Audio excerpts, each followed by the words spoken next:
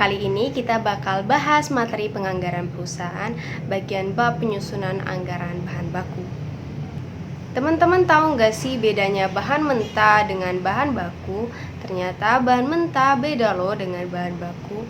Bahan mentah meliputi bahan baku dan bahan pembantu. Bahan mentah merupakan bahan yang belum diolah atau dimasak.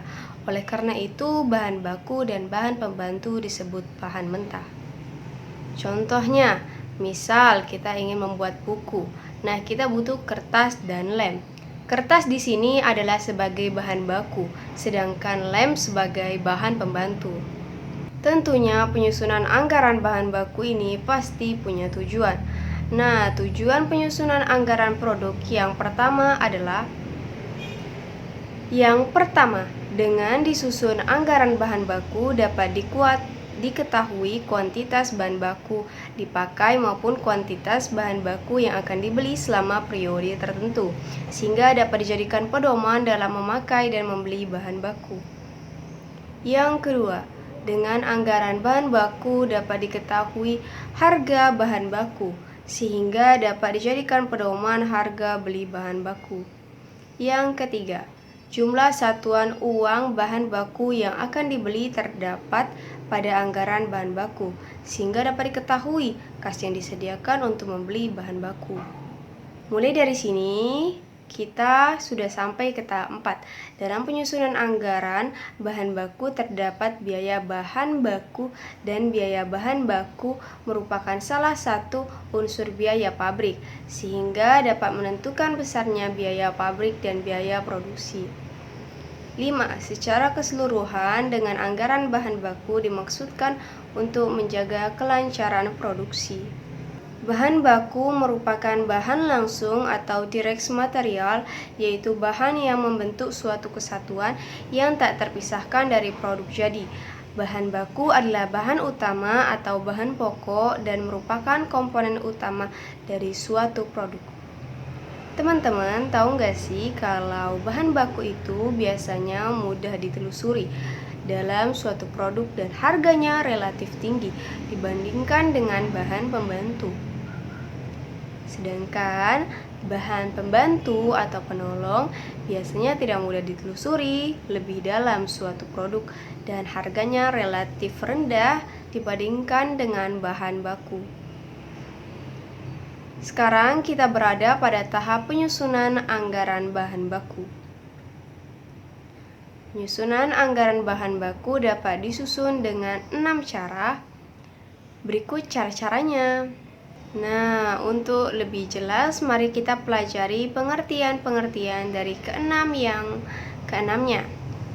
Yang pertama dalam hal ini adalah 1. Menyusun biaya bahan baku standar per unit produk. Biaya bahan baku standar per unit produk terdiri atas kuantitas standar bahan baku dan harga standar bahan baku. Kuantitas standar bahan baku adalah taksiran sejumlah unit bahan baku yang diperoleh untuk memproduksi satu unit produk tertentu. Penentuan kuantitas standar bahan baku dimulai dari penetapan spesifikasi produk maupun mutunya. 2. Menyusun bahan baku yang dipakai. Anggaran bahan baku dipakai dapat disusun dalam satuan barang dan dalam satuan uang atau rupiah. Anggaran bahan baku dipakai yang disusun dalam rupiah atau satuan uang disebut dengan anggaran biaya bahan baku. Anggaran biaya bahan baku disusun berdasarkan anggaran bahan baku dipakai dalam unit atau satuan barang atau kuantitas standar bahan baku dipakai atau KST. Kuantitas standar bahan baku dipakai. Kuantitas standar bahan baku dipakai disusun berdasarkan anggaran produk ditambah dengan data kuantitas standar bahan baku per unit produk atau disingkat KSBB. 3. Menyusun sediaan bahan baku. Sediaan bahan baku awal periode akan datang merupakan sediaan bahan baku akhir periode sekarang.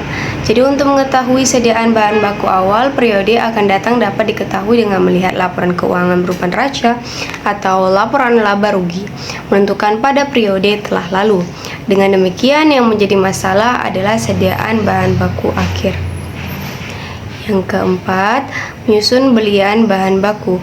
Untuk menyusun anggaran belian bahan baku diperlukan data anggaran biaya bahan baku dan anggaran sediaan bahan baku dengan rumus sebagai berikut. Belian bahan baku sama dengan sediaan bahan baku akhir ditambah biaya bahan baku dikurang sediaan bahan baku awal. 5. Melaporkan belian bahan baku. Tujuan pembuatan laporan atau jurnal persediaan bahan baku adalah untuk mengetahui detail suatu transaksi secara rinci. 6. Menyusun anggaran kas keluar untuk membeli bahan baku. Bila beli bahan baku seluruhnya dibayar tunai, maka anggaran kas keluar untuk beli bahan baku sama dengan anggaran belian bahan baku, sehingga tidak perlu lagi membuat anggaran kas keluar untuk beli bahan baku. Akan tetapi, bila syarat beli bahan baku sebagai sebagian tunai dan sebagian lagi kredit atau seluruhnya kredit, maka dibuat lagi anggaran kas keluar untuk beli bahan baku dan juga dibuat anggaran utang usaha. Dan tentunya semua ini memiliki kesimpulan, yaitu tujuan utama disusun anggaran bahan baku adalah untuk menjaga kelancaran produksi, dan bahan baku adalah komponen utama dari suatu produk.